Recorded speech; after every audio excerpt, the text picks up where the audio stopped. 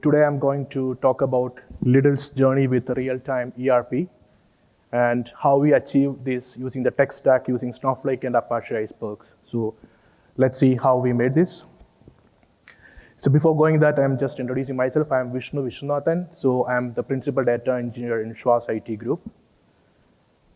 So this is today's agenda. So we will briefly go through the introduction, then architecture, then insights and takeaway, and next steps and future outlook. Let's go to the introduction. So here I'm going to introduce about Schwarz. So this is Schwarz Group. Schwarz Group is a global leading retail chain, and we have brands like Lidl and Kaufland. And also to support Lidl and Kaufland, we are making our own food products using brand Schwarz Production. And also we value sustainability, and for sustainability, waste management and recycling, we have another entity called Pre-Zero. And for digitalizing all our subsidiaries or business units, we have another business unit called Schwarz Digits. And the idea behind Schwarz Digit is like digital sovereignty. That means we would like to be independent, free, and secure in the digital world. So that's the motto of Schwarz Digits. And under Schwarz Digits, we have different solutions. We have our own cybersecurity company called XM Cybersecurity. And we have our own media department. And also we have our own cloud. This is called StackIt. This is one of the leading European cloud. And this is the whole ecosystem of Schwarz Group. And for Schwarz Digits, we have almost 7,500 employees. We have 4 proprietary data centers. We have 1,250 IT and digital solutions. And we have 34 IT units worldwide. This is the overall idea of Schwarz Group. So now I'm going to introduce about the ERP system. What I'm talking today is like enterprise resource planning solution. So I'm just going to explain how important this ERP solutions for our day-to-day business. So in Lidl, it's very important for us to ensure right quantity of products at right time with high quality. It's available in store on time. So how are we achieving this? So for achieving this, we developed our own ERP system. And this ERP system is capable to manage supply chain, purchasing, and administration. And this software is using across 32 countries. And it is managing data from more than 10,000 stores, and also handling more than 2,000 products and millions of orders. So now you can understand how big the ERP system is. And the data from this ERP system is also very important for us for different purposes. So we are using this data for reporting, analytics, and forecasting. Now I'm going to introduce about the system which we used before as a legacy system. So you can see here left-hand side there ERP. So in the ERP solution, the software's backend is in Oracle, and this Oracle data is it's capturing the data from the Oracle using Golden Gate, which is a tool from Oracle, and it's publishing to Azure Event Hub. From Event Hub, we use ETL tool Ab Initio, and we are writing into Snowflake. This was our legacy system. So here the main point is like this ERP software is deployed in each country. For example, we are operating in 32 countries, and all these countries are managing this ERP software and the backend separately. So because of that, the schema of one table across different countries could be vary. Why means the database changes is fully handled by countries. For example, one country will deploy a database change, maybe first week of a month, and next country will do in some other time. So because of that, the schema is not standardized in the Oracle databases. Because of that, what we did is like we were storing the same data in Snowflake in different databases, which is country specific. What exactly the problem or requirement which we try to achieve in the new system? First one is like data available near real time. In the previous solution, the Ab Initio were processing the data in certain batch interval. For example, think like a 30 minutes batch interval. Ab Initio were reading data from Event Hub, and it was writing into Snowflake. But we need more near real-time data because this is one of the important data which we use for our business analysis. So first requirement is near real-time. The second one is like we want to avoid vendor lock-in as much as possible. Then third is like cost efficiency, because we need a very cost efficient solution because our business is growing day by day and data is growing, so we need a very cost efficient solution. And the last one is like consolidation of country data. In the previous solution, we were storing data in country specific way, and this was making so many problems in our side, especially for international use cases. So because of that, we want to consolidate all data. So these are the main requirements, what we need to achieve in our new architecture. So let's go to the new architecture. So I'm going to show you the new architecture in high level, and this is our new architecture in high level. So you can see in the left-hand side, the Oracle databases stay same because this is the backend of our ERP solution. Then what we did is like we pump the change captures, or we capture the change data into Kafka and schema registry. So why we introduce schema registry is like we need to ensure we are capturing all the schemas of all tables across countries. Then we registered each schema in the schema registry and we write the data into Kafka. Once the data is in Kafka, then we use sync connector from Tabular. It's called Tabular Iceberg sync connector. And this connector is like a self-managed connector which deployed in our Kubernetes, and Kubernetes hosted in Azure. And this sync connector reading data from Kafka topics, then it written as an Iceberg table in our lakehouse. So here, why we choose Iceberg is like there are different reasons. First one is schema evolution. So I talked schema is one of the biggest challenges we face because we want to standardize the schema. So for that, we need a solution which is evolving for schemas as well. So that's what one of the main reasons we use Iceberg. And second reason is like, as I said, our data is growing, our business is growing. So we need kind of a partition evolution as well over time. So schema evolution, partition evolution. The third one is like we need a query engine agnostic solution as well, because we want to use different query engine to compute the data. Because this is a lake house, we have different purposes. We have reporting, we have data analytics, we have pattern analysis, we have so many use cases. So we want to give the freedom to our modelers and data analysts to use their own query engine to process the data. So then we return the data in the Iceberg as a lake house. So then we use catalog. So the catalog what we use for Iceberg is REST-based catalog. We use Apache Polaris. And the Polaris is backend by PostgreSQL. So now we have data in Iceberg in our lakehouse. The next use case is like we want to plug Snowflake because all our business logic and reporting is based on Snowflake. So what we did is like we created unmanaged Iceberg tables and we named it as row. You can see there in the right side row. Then on top of the row, we created another layer called deduplication layer. It's kind of a view actually. It's a lightweight view.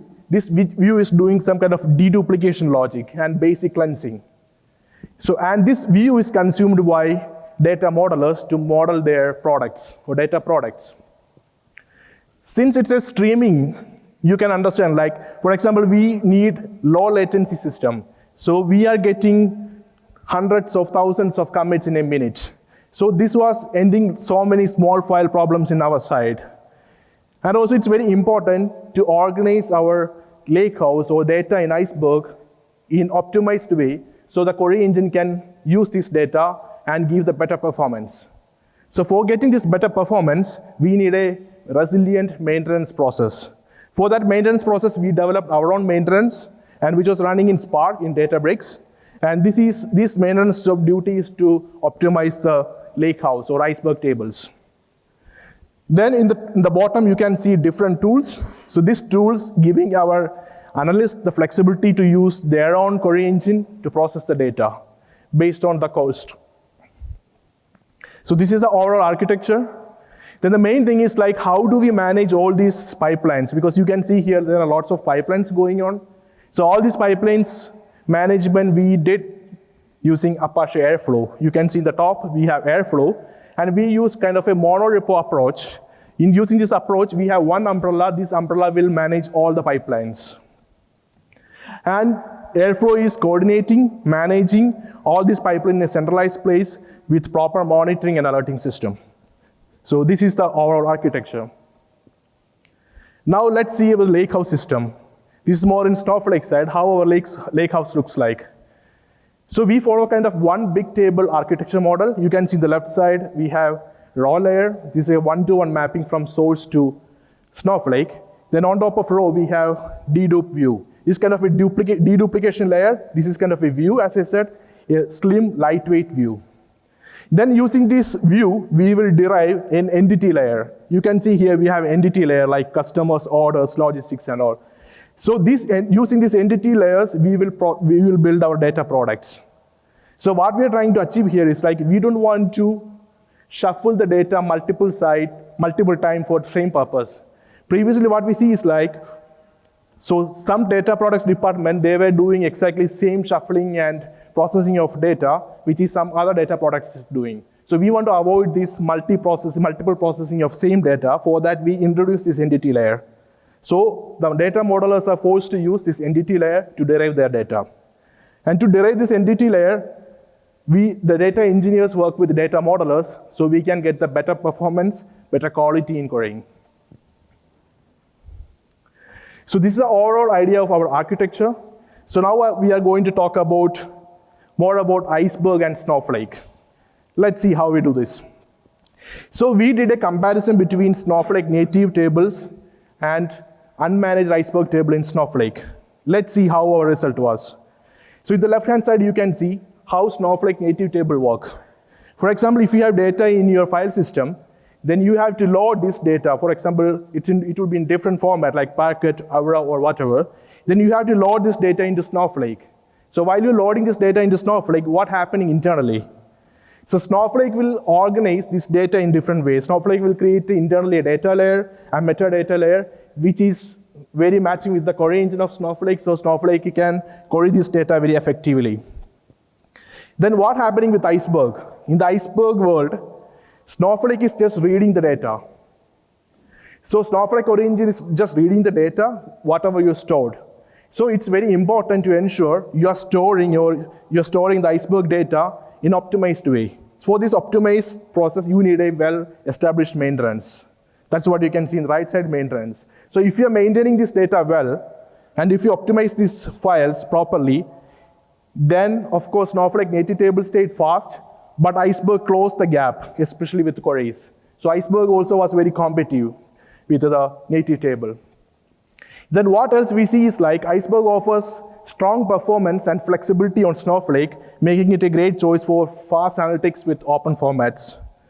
So these are the reasons why we used unmanaged Iceberg tables in Snowflake. So let's little bit dig more into the Iceberg architecture, how it is internally working. For example, Iceberg has different layers. Iceberg has catalog layer, metadata layer, and data layer. So this is very important to understand different layer. Let's see what's happening if you create a table in Iceberg. If you create a table in Iceberg, what it do is like it will create a metadata file in the metadata layer with a snapshot. Snapshot is nothing, this is the point time. For example, what was the state of table in that particular point time? That's what show S0. It's kind of a pointer. When you create a table, it will create a metadata file with a snapshot. Then this metadata file, it will commit into the catalog. So here we use catalog as Polaris, right? So it will commit into the catalog. Then what happened if other query engine is trying to write data over the same table? What happening is like, before the query engine write the data, it will check the latest state of the table. And it will read the latest metadata file. And that information it will keep in the memory. Then it will start to write the data. First it will commit into the data layer as a data file. You can see ID 1, name Lucas, country Spain. Once the data file is committed, then it will create manifest file in the metadata layer. What is manifest file? Manifest file containing so many metrics information about the data which you are writing. For example, you can see the min max of each column. For example, ID, max, min, name, max, min. This information kind of a metrics information which Iceberg internally using. It's in the manifest file. Once a manifest file created, then it will create a manifest list. So this manifest list contains information of manifest file plus the partition information. So here we are partitioning the data based on country. So that's what you can see what are the partition metrics like country, max, Spain, min, Spain. Then it will create metadata file with a new snapshot, the S1. This is a snapshot. S1 means what is the state of the table in that particular point in time. That's S1. Then this snapshot will point to the manifest list. Then it will register into the table. But before registering into the table, registering into the catalog, it will check if someone else altered the table before or not. So it will check the state of the table changed or not. If it's not changed, then only it will commit back to the catalog. So this is the basic architecture of Iceberg. Let's see a little bit more commit, how it will handle if we are getting more commits. For example, here you can see, same like before. You committed the data, manifest file, manifest list, then metadata file with all the information. You see in the metadata file, it is storing some information like schema. What is the schema of that data file? And the partition columns and history. All this information it will capture in the metadata file. Now if you try to insert another row into the table, what happens is like, suppose you are creating another data file, then what happening is like it will create a manifest file, then it will rescan the data and it will calculate the ID and also the name and with the min and max metrics. Then it will create a manifest list. Of course, in the manifest list, it will point to multiple manifest file. Now the new manifest file created, but also it will create a new pointer to the old manifest file. Then it will create a metadata file. Then it will commit back to the catalog. So the new file structure looks like this. So now let's talk about the catalog server. What are the importance of catalog server? Yeah. So the catalog server is storing different information. For example, you can see the catalog is having information of a table like snapshot, schema, all this information is stored in catalog. So the information will store in catalog. Then of course the file system belongs to your file system where if you are using Google, GCS or Azure or AWS. Then what happening is like if some query engine is trying to access the data, first the query engine will try to get the information of table. First it will query the catalog. So it will go to the catalog and check, hey, what is the latest metadata file associated with this table? Then this information, the catalog will send back to the query engine. Then query engine using this information, query engine will contact to the file system and it will read the data from there. So then the query engine will get all the information about the table. So this is how the catalog server work and what is the purpose of catalog server in terms of query engine. Now let's go to Polaris as catalog. So as I said, we use Polaris as catalog. Why we choose Polaris? First of all, of course, Polaris is providing, it's a REST-based catalog. This is providing all the features of REST, like you can access different information via REST call. For example, if you want to see the schema of your table, metadata information, everything is accessible via REST calls. This is the one reason we use Polaris as catalog. Then the other reasons are right. This Polaris can act as a federation of catalog because we have different catalogs running.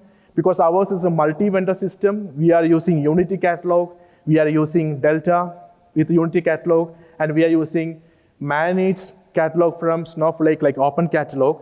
So we need a catalog as a federation which can act as a catalog of catalogs. So this is the other reason why we use Polaris. Then next one is like access controlling. This is very important in terms of governance. So as of now, Polaris is providing only role-based access controlling. So we are only using role-based access controlling now. Then also it's providing a backend selection because you can select the backend based on your wish. Because as of now, we are using Postgres as backend where the actual metadata information is storing. So you have different options. You can choose whatever backend you need if you configure the Polaris. And these are the reasons why we use Polaris as a catalog. And the other reason why we use Polaris is like Polaris is providing a migration tool. For example, now you have a catalog X. If you want to migrate to Polaris, Polaris is providing a migration tool. Using this tool, you can easily migrate your catalog from X to Polaris. Now let's see how we integrated this Iceberg with Snowflake. So as I said, like if a computer engine wants to read data from Iceberg, first it has to contact to the catalog. Then catalog will provide the metadata information. Then you have to access the external cloud storage. This is how it works with the query engines. But how it works with Snowflake? See, Snowflake is providing different API for this. First is like external volume. So this external volume, what you're doing is like you're mounting your external cloud storage with Snowflake as a volume. Then what you're doing is like you have to use the catalog API from Snowflake. Then you are configuring, for example, Polaris REST catalog as a Snowflake catalog. So Snowflake is providing an API for that. You can just use the API and you can configure your catalog integration in Snowflake. And while you're configuring the catalog integration, you have to specify how frequently you have to query the catalog. For example, if in the real-time world, the metadata information will change quite oftenly. So you need to configure how frequently you want to query the catalog. For example, if it is 1 minute, then every 1 minute, the Snowflake catalog will query your catalog and get the latest state of the table. It's very important to ensure you are always checking the status of the Snowflake table. So here you can see like we have a pipeline which is checking in certain interval about the status of the table in Snowflake. And if the status of the table is not running, then we will force Snowflake to refresh the table. So in this way, we are ensuring our tables in Snowflake is up to date with the Iceberg. So what happens with the streaming? In streaming world, what happening is like if you're committing more records, for example, if you need low latency, it will do quite often commits. And finally, it will end up with so many small files. So now you can see, suppose in a minute, if you have 100 commits, it will create 100 data files, 100 metadata files, and corresponding manifest files. So if you have so many small files, it can reduce the performance. And also, it can increase the storage cost. So you need a well-established or optimized way to manage this. So how we can manage this? There are different ways to manage this. So Iceberg is providing different API to manage this. So that's something we call as maintenance. Let's see what are the maintenance techniques we use to manage this. This is the first maintenance technique what we use. First is data file rewrite. You can rewrite the small files into one file using compaction techniques. So what happening is like by default, Iceberg is using, while you're compacting, Iceberg will use 128 MB as a file size, then it will compact. So this compaction is called bin pack. Here, Iceberg will not do much. It is just combining all the small files, creating one file. And also it will support another kind of compaction called sorting. What happens with sort is like, suppose if your data is partitioned, then it will use that partition column and it will sort and it will create the data files accordingly. So you can see here, you have 3 data files, then it's sorted based on the country code, then it created the data files. Suppose if you have very complex data types, for example, geospatial information, time series data, then in that case, you might need to organize this data into multi-dimensional space for the better query performance. For that, Iceberg is providing another way of data file rewrite. It's called is-order. So this is very useful technique if you are handling geospatial information or time series information. The next techniques like rewrite manifest. Now you rewrite the data file on the bottom layer. Next is like you are going to rewrite the manifest, which is the metadata layer. So here, same like data file, you are just compacting all the manifest files into single one. So now you can avoid the unnecessary manifest files. Next one is expire snapshots. So if you can see in the left side, after you applied compaction in the data layer and the catalog layer, then you have the section like you have one data file, one manifest file, one list, then you have metadata file with multiple snapshot entries. So this snapshot shows like, the advantage of snapshot is like you can do point time analysis to the history. You can do the point time analysis and you can go to the any stage. For example, if you want to see the data of yesterday, midnight, you can simply travel and you can go there. But this will also give some overhead to the system. For example, suppose if you are doing 10,000s of commits every day as part of streaming, it will create 10,000s of snapshots. That means the metadata file size will grow exponentially. So if the metadata file size grows exponentially, the problem is like if a query engine tries to read the metadata file, it will take time. So it cannot process the metadata file properly. And it will reduce the performance. So because of that, you can do expire snapshot. If you do expire snapshot, what it will do is like it will expire all the old snapshot and only keep the latest one. So that's what you can see after expire snapshot. You have only one snapshot. Then your metadata file is more slim. And this will give you the better performance with the query engine. This is another technique what we use to optimize the metadata file. The other one is like you can also limit the number of metadata files which is creating. For example, you see here you have 3 metadata files because of 3 commits. And this is also storing in the metadata layer. This is also taking so much storage, right? Storage costs for the metadata file. But there is a property in Iceberg table. There you can see how many metadata files you have to keep. You can limit the metadata file. For example, if you're saying I want to keep only 2 metadata file, then it will automatically delete the old one. So then it will be looks like this. That means you can limit the number of metadata file and you can reduce the size, reduce your cloud storage size. Next one is like delete orphan file. This is one of the very important topic, I would say. For example, what happening? For example, if a query engine is trying to write some data, then it will check if someone else changes the status of the table before I write back to the catalog. If someone else changed, then it will not commit. It will roll back the change. Then finally, it will end up with a orphan files. For example, it will not commit back, but it will keep all the files as is. And this is typical in streaming world. If you stream the data, there are high chance like you will end up with so many orphan files. Then you need a well-established maintenance mechanism to delete these orphan files.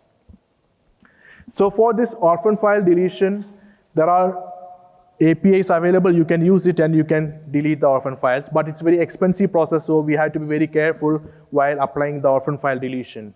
So if you run this daily, it will be very expensive, so you need to find a proper benchmarking to delete these orphan files.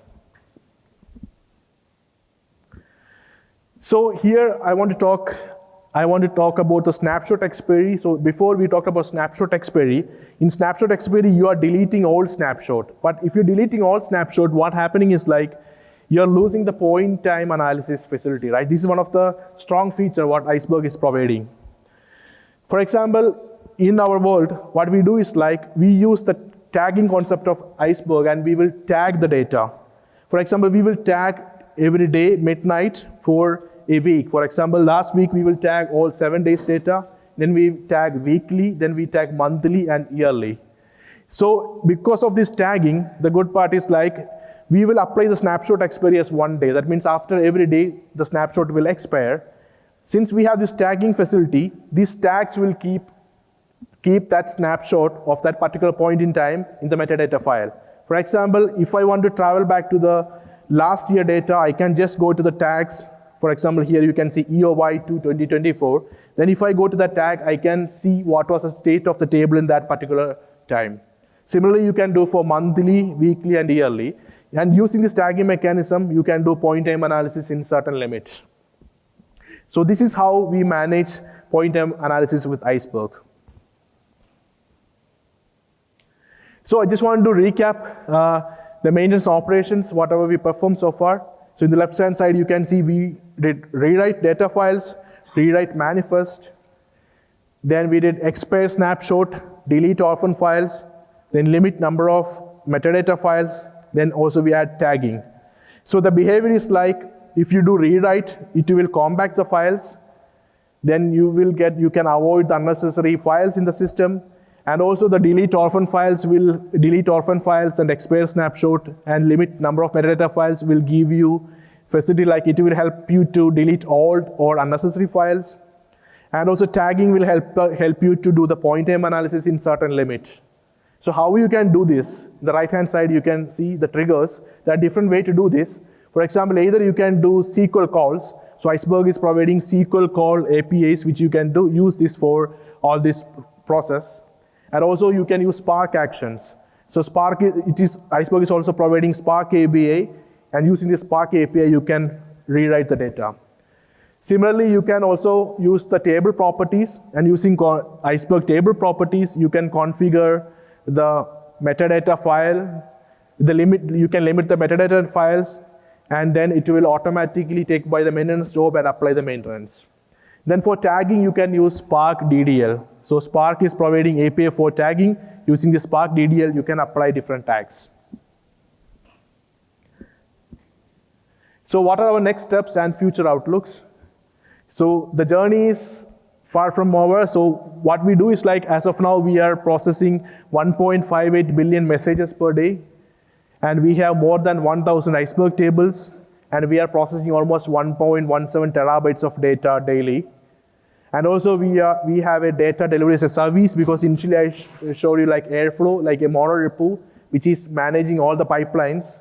The idea behind is like, if you want to add a new table or new databases, it's just a matter of adding some YAML file in our system, in the framework, then the framework will develop all the pipelines automatically.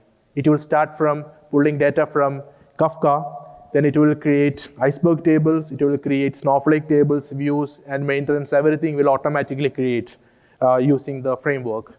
And this framework we're using as a data delivery as a service. I didn't explain much about the framework, since our focus here is on Snowflake and Iceberg and how we can optimize.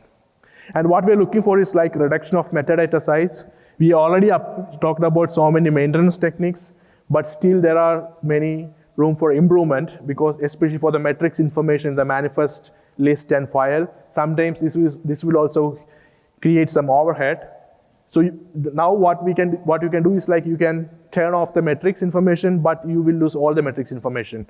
So we are looking for some more stable solution there. So Iceberg v3 is coming with more smart way of optimization, so we're waiting for that. And also we are looking for more reliable and self-service system.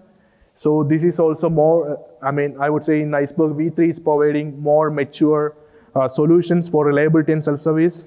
And also we are looking for access controlling, because currently we have only role-based access controlling in place, but we are looking for kind of a role level and column level access controlling. The proposal is already there in the open source, so we are waiting for that to provision. So now we are controlling access control, this access row and column level access controlling via Snowflake policies. But we are also looking for this in the Polaris level. So these are our focus area.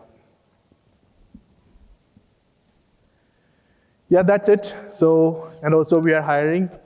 So you can go to our website and see our open positions. And this is our overall journey and how we improve the Iceberg, how we optimize Iceberg, and how we get the maximum power of Snowflake with this Iceberg combination.